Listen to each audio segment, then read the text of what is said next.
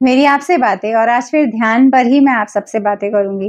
देखिए, ध्यान के जो वीडियो मैंने बनाए अपने अनुभव पर, तो कुछ-कुछ बातें जो है छूट जाती हैं, क्योंकि ध्यान की जो यात्रा है, उसमें जो है कि बहुत सारे अनुभव हुए मुझे, तो कुछ-कुछ बातें जो है कि भूल गई मैं आप सबको बताना, तो वो मैं अपने आज के वीडियो में आप सबको बताऊँगी। जैसे-जैसे मुझे बातें याद आती जा रही हैं, ध्यान में ये अनुभव भी हुआ था, ये भी मुझे दिखाई दिया था, इसके अर्थ क्या है, इसका मतलब क्या है?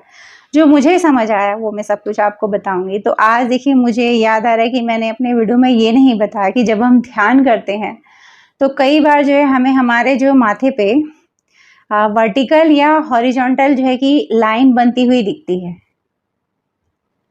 ऐसे क्षैतिज या ऊर्ध्वाधर, हिंदी में कहूँ तो ऐसी लाइन बनती हुई हमें हमारे मस्तक पर जो है कि दिखाई देती है। अब ये लाइन कैसी होती है? क्या सफ़ेद रंग की होती है?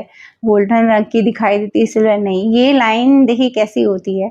ये लाइन में देखेंगे आप तो सबसे ज़्यादा ब्लैक पोर्शन होता है। इस लाइन में जो है कि बहुत छोटे-छोटे कलर्स होंगे और ज़्यादातर जो है कि ब्लैक पोर्शन होता है जब ये लाइन बनती है माथे पर। तो जब आपके माथे पर ऐसी लाइन बनती है ना, ऐसी जो है कि, तो ये लाइन जब बने तो आपको ये समझना होगा कि अब आपकी ईड़ा और पिंगला जो है कि बैलेंस हो गई है, या ईड़ा और पिंगला पे जब काम चलता है तब भी हमें मस्तक पर जो है कि इस तरह जो एनर्जी दिखाई देती है, एक लाइन दिखाई देती है। जो ध्यान करते हैं उन्हें पता होगा ये। और जब आपकी सुषुम्ना नाड़ी पर काम चलता है ना, जब आपकी सुषुम्ना नाड़ी की एनर्जी स्ट्रेट ऊपर उठने लगती है, तब आपके माथे पर जो है कि इस तरह की रेखा बनती है। अगर आपको ऐसी रेखा बनती हुई दिखे अपने मस्तक पर ध्यान में, तो समझिए ईड़ा और पिंगला आपकी बैलेंस हो रही है, उस पर काम चल रहा है। और अगर ऐसी स्ट्रेट लाइन आपको अपने मस्तक पर दिखने लगे, तो समझिए कि आपकी ध्यान, आपकी जो साधना है वो बहुत अच्छी जा रही है। आप अपनी सुषुम्ना नाड़ी पे काम कर रहे हो। और ये लाइन आपको जब भी मस्तक पर दिखे ना, तो ये आपके लिए खुशी का मोमेंट होना चाहिए कि आपकी सुषुम्ना नाड़ी पर काम चल रहा है। ये बहुत बड़ी बात होती है कि अपनी सुषुम्ना नाड़ी पर काम करना। देखिए, बहुत से लोग हैं इस दुनिया में जो ईड़ा और पिंगला में ही जी रहे हैं और मर जा रहे हैं। वो तो ये पता ही नहीं कर पा रहे कि हमारे शरीर में एक सुषुम्ना नाड़ी भी एक ऊर्जा का द्वार है, अपार ऊर्जा जिस दरवाजे के पीछे छुपी होती है, उसको अगर हम खोल लेते हैं तो ब्रह्मांड की जो जो अपार ऊर्जा है, वो पाने के आप हकदार बनने लगते हो। तो जब तक आप वो दरवाजा खोलोगे नहीं, तब तक आप ब्रह्मांड की ऊर्जा से खुद को कनेक्ट कैसे करोगे? पूरे दिन में देखिए, कभी आप जो है कि ध्यान देने की कोशिश करिए कि आपके राइट साइड से जो सांस चलती है, तो वो कितने देर तक चल रही है। जब लेफ्ट साइड से सांस चल रही है तो वो कितने घंटे तक चल रही है, और जब दोनों तरफ से सांस चल रही है तो वो कितने घंटे चल रही है। कभी आप ये जो है कि पता करिए। सारा खेल जो है सांसों का ही है। तो आप पता करेंगे तो आपको पता चलेगा। देखिए, जितना ज्यादा हम तामसिक होते जाते हैं ना, उतना ज्यादा जो है कि हमारी ईड़ा और पिंगला का जो समय है ना, ड्यूरेशन, वो बढ़ता है। और सुषुम्ना नाड़ी पर अगर हम काम नहीं करते हैं, तो जो दोनों तरफ से सांस चलती है ना, वो समय बहुत कम होने लगता है। अगर आप जो है कि जानकार नहीं होते इस बात के, अगर आप उस पे कुछ काम नहीं करते हैं, तो आपने ये भी सुना होगा कि जब हमारी दोनों नाक से सांस चल रही है, उस वक्त हम जो भी खाएंगे, जो भी पिएंगे, आप खाना पीना दोनों काम कर सकते हैं और दोनों अच्छी तरह से पच जाएगा। जब भी आपके नाक के दोनों तरफ से सांस चल रही हो, आप जो भी खाओगे पियोगे वो पच जाता है अच्छी तरह से, क्योंकि उसमें हमारा डाइजेशन बहुत अच्छा चलता है। तो आप कभी ये पता करने की कोशिश करिए कि कितना कितना घंटे जो है सांसें चल रही हैं, तो आपको ये पता चलेगा कि जो बिल्कुल ध्यान नहीं करते, भक्ति नहीं करते, पूजा पाठ नहीं करते, उनकी ईड़ा और पिंगला का समय बहुत ज्यादा है। उनके उनके लेफ्ट साइड से सांस चलती है तो वो घंटों चलती है, राइट साइड से सांस चलती है तो घंटों चलती है। उनकी सुषुम्ना नाड़ी का जो है समय वो बहुत कम होने लगता है। तो अगर हम इस पे काम करें ना, तो ध्यान करते हैं तो क्या फायदा होता है। देखिए, मैं ध्यान करती हूँ तो मैं आपको अपने अनुभव ही बताऊंगी कि सुषुम्ना नाड़ी का जो खुलने का समय है ना, कुछ समय है जिसमें हर किसी की जो सुषुम्ना नाड़ी खुलती है। एक तो है ब्रह्म मुहूर्त, उसमें हमारी जो है कि सबकी जो है सुषुम्ना नाड़ी एक समय पर खुलती है। और मेरी बॉडी का जो समय है 11:30 बजे के आसपास खुलती है, शाम को 6 साढ़े 6 के आसपास जो है मेरी सुषुम्ना नाड़ी खुलती है, और शाम के वक्त तो ध्यान करके ही मैं अपनी सुषुम्ना नाड़ी को खोल देती हूँ। तो देखिए, मैं आपको ये बताना चाह रही हूँ, जब हम ध्यान करते हैं ना तो सुषुम्ना नाड़ी जो कम समय खुलती है वो ज्यादा समय तक खुली रहने लगती है।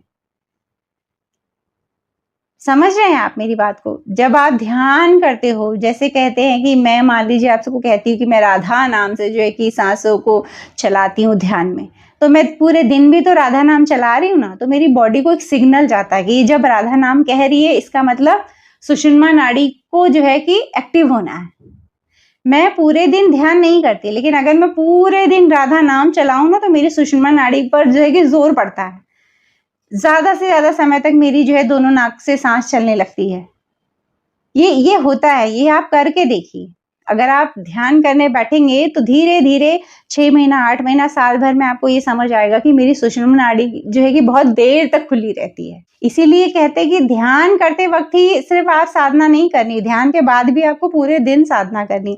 अगर पूरे दिन आप ईश्वर का नाम चलाते रहोगे ना तो सुषुम्ना नाड़ी जो है कि उसको जो है कि एक कहते हैं ना बंद दरवाजा है, उस पर जो है कि आप राधा नाम से ऐसे नॉक करते रहोगे तो वो उसको पता चलता है कि नहीं मुझे खुलना होगा, वो दरवाजा खुलना होगा, क्योंकि यही शब्द चाबी होती है। सुषुम्ना नाड़ी को देखिए खोलने के लिए मेरा मानना ये है कि ईश्वर के जो है कि नाम का सहारा लेना ही होता है, और वो नाम का सहारा आप ध्यान में लेते हो तो भी वो चाबी का ही काम करता है। और अगर आप पूरे दिन ईश्वर का नाम जप कर रहे हो, ध्यान नहीं कर रहे हो, अब घर के काम कर रहे हो, नाम जप करते रहे हो, नाम जप करते जा रहे हो, तो वो दरवाजे को के पीछे जो डिवाइन शक्ति है ना, उनको ये पता चलने लगता है कि कोई दरवाजे के इस पार नाम जप कर रहा है तो इस दरवाजा को खुलना होगा। सुषुम्ना नाड़ी को खुलने का सिग्नल मिलता है एक्चुअली मैं कहूँ तो जब आप ईश्वर का नाम जप पूरे दिन चलाओगे तो सुषुम्ना नाड़ी पे दरवाजे पर वो चाबी का काम करेगा। तो ज्यादा से ज्यादा समय तक जो है कि आपकी सुषुम्ना नाड़ी खुली रहेगी, और सुषुम्ना नाड़ी जितना देर खुली रहेगी उतना ज्यादा आपके शरीर में जो है कि आप अपने आप को ब्रह्मांड की एनर्जी से कनेक्ट करते रहोगे, आपके शरीर की ऊर्जा बढ़ती रहेगी। जितना आपका शरीर उस ऊर्जा को पचाना सीखता जाएगा उतना आपकी पावर बढ़ती जाएगी, उतना आपका शरीर जो है कि स्वस्थ होता जाएगा। और एक अनुभव देखिए ध्यान में मैंने मिस कर दिया आप सभी को ये बताना कि कई बार जब हम ध्यान करते हैं तो शरीर के किसी किसी हिस्से में जो है कि कभी कभी हमें गर्म ऊर्जा जो है कि महसूस होने लगती है, किसी को ठंडी महसूस होने लगती है। तो जब आप ऊर्जा पे काम कर रहे हैं तो ये अनुभव आपको होगा ध्यान में, कहीं कहीं आपको लगेगा कि बहुत ज्यादा जो है कि गर्म ऊर्जा शरीर के इस हिस्से पर जो है कि जमा हो गई, ऐसा लगता है ध्यान में हमें। मेरे लिए जो है कि देखिए जब सबसे मुश्किल समय था जब मेरे शरीर में ठंडी ऊर्जा जो है कि ठंडी में ही बन रही थी।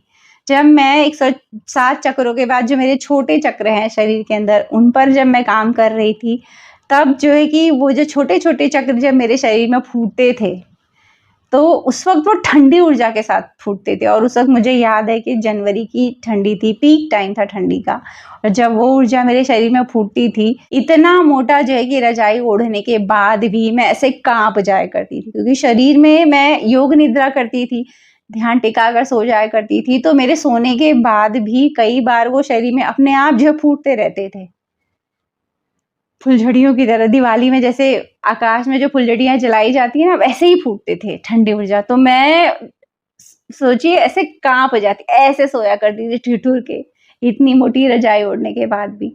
तो एक्चुअली ऐसे अनुभव होते हैं ध्यान में, आपको ठंडी ऊर्जा के, गर्म ऊर्जा के। आपको अचानक ये भी लग सकता है कि मेरे शरीर का टेम्परेचर बढ़ गया है, ये हो सकता है।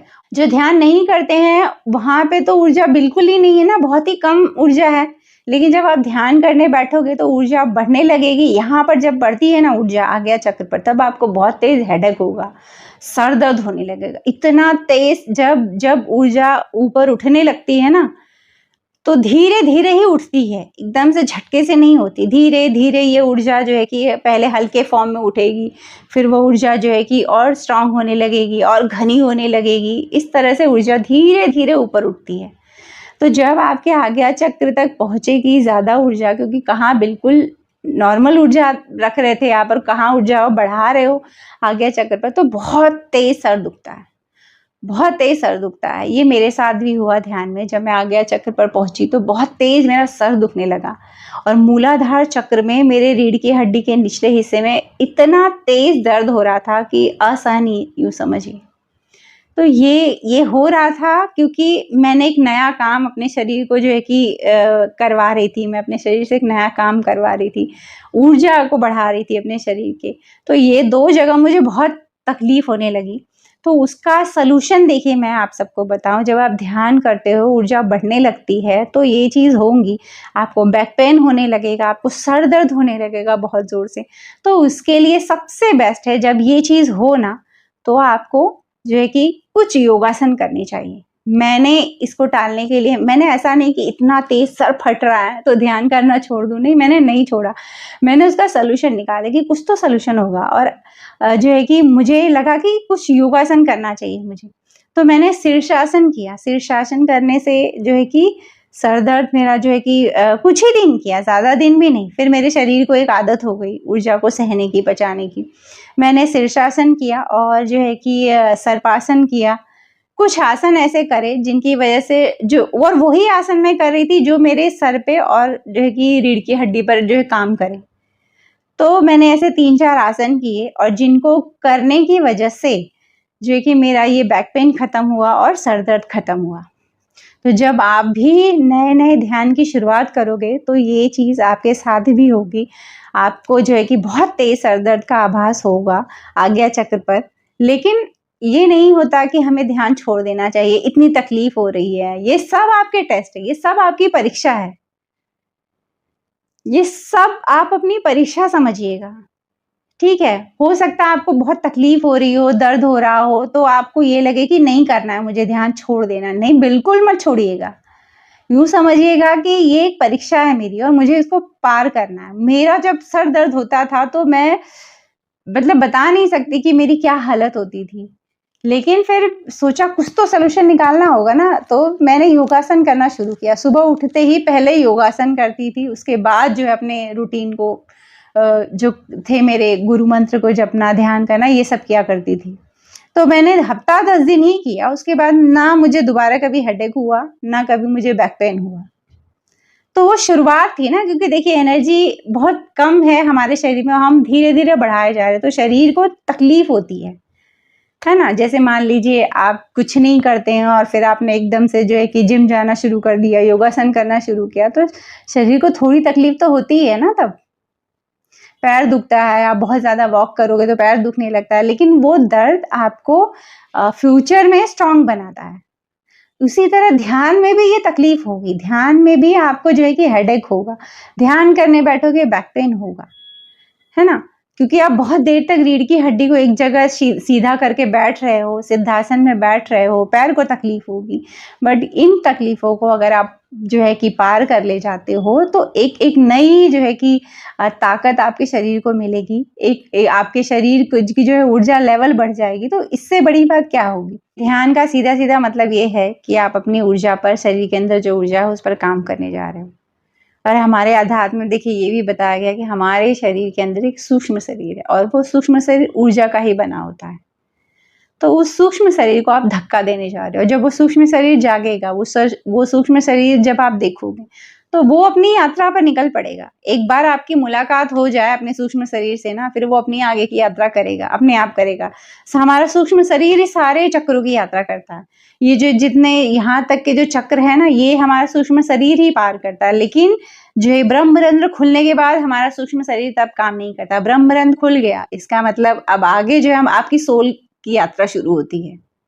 ये अपने अनुभव से मैं बता रही हूँ कि जब आपकी मुलाकात आपके सूक्ष्म शरीर से होती है, कब होती है? जैसे ही आप मूलाधार चक्र पे बहुत अच्छी तरह काम कर ले जाओगे, आप अपने सूक्ष्म शरीर से मिल लोगे और जब वो सूक्ष्म शरीर से मिल लेते हो तो वही सूक्ष्म शरीर अंदर सारे चक्रों को भेदता है।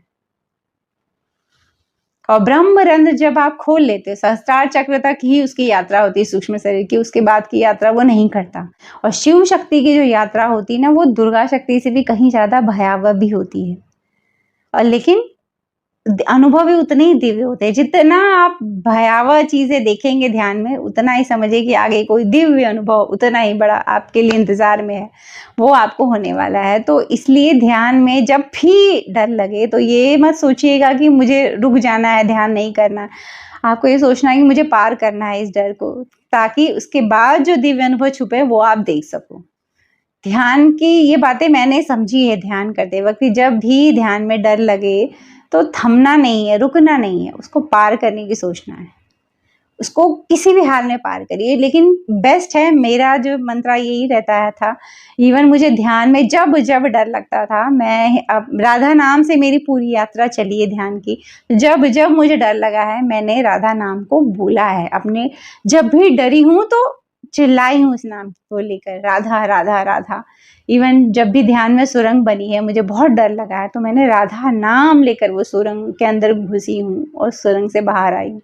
तो ये सबसे अच्छा तरीका है ध्यान में अपने डर को पार करने का। मैंने तो ध्यान देखिए राधा नाम से किया और कर रही हूँ। और आप लोग देखिए, ज़रूरी नहीं है कि हर कोई राधा नाम से ही ध्यान की यात्रा शुरू करेगा। आप राम नाम से भी शुरू कर सकते हो। आप जो है कि ओम, बेस्ट, सबसे अच्छा जो शब्द है सारे चक्रों को खोलने का और ये शिव शक्ति और दुर्गा शक्ति को पाने का, वो शब्द मैं ये कहूँगी कि ओम शब्द को अगर आप जपते हो सही तरीके से, ये बहुत ज़रूरी है। ओम शब्द को ध्यान में कहना, ओम शब्द की गूंज हमारे शरीर में जब होने लगती है ना, तो भी ये चक्र बहुत तेजी से जो है कि हमारे खुलने लगते हैं। ईश्वर के हर नाम में बहुत शक्ति है। तो आप इस सोच में मत फंसिएगा कि मैं किस ईश्वर से ध्यान की यात्रा करूं।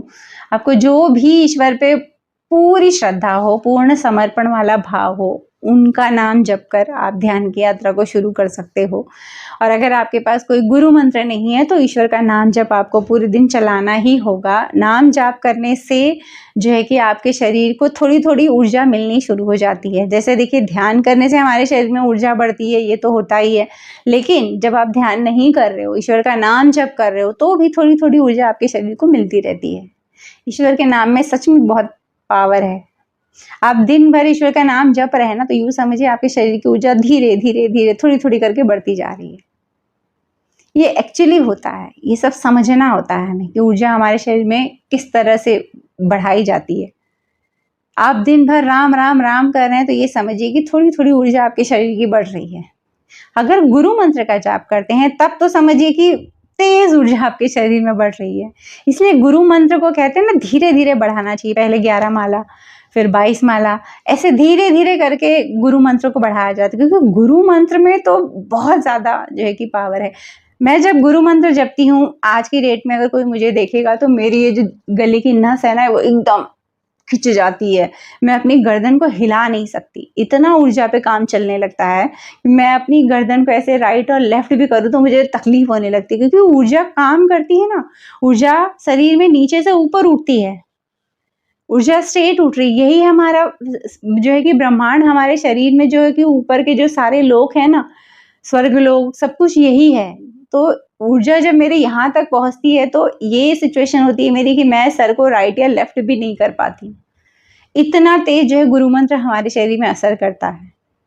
लोगों को लगता होगा कि क्या है गुरु मंत्र, क्या होता है। कुछ नहीं भाई, बहुत फर्क पड़ता है। गुरु मंत्र से आपके शरीर की ऊर्जा बढ़ती है।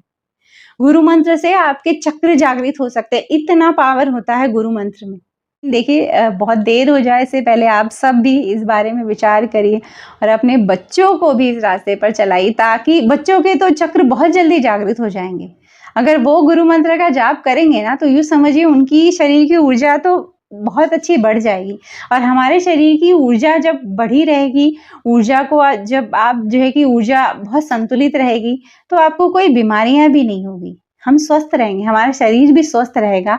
ले देकर ध्यान का, भक्ति का आपके शरीर के स्वास्थ्य से भी बहुत लेना देना है। आपकी सेहत का लेना देना है भक्ति से। देखिए, मैं आपको सच्चाई बताऊं तो 6 चक्र के बाद, आज्ञा चक्र तक मैंने बहुतों को सुना, उसके बाद किसी का कोई अनुभव ठीक ठाक से समझ ही नहीं आया, ना कोई ठीक से बता भी रहा है, ना खुलकर कोई डिटेल में बता रहा है कि क्या अनुभव होते हैं।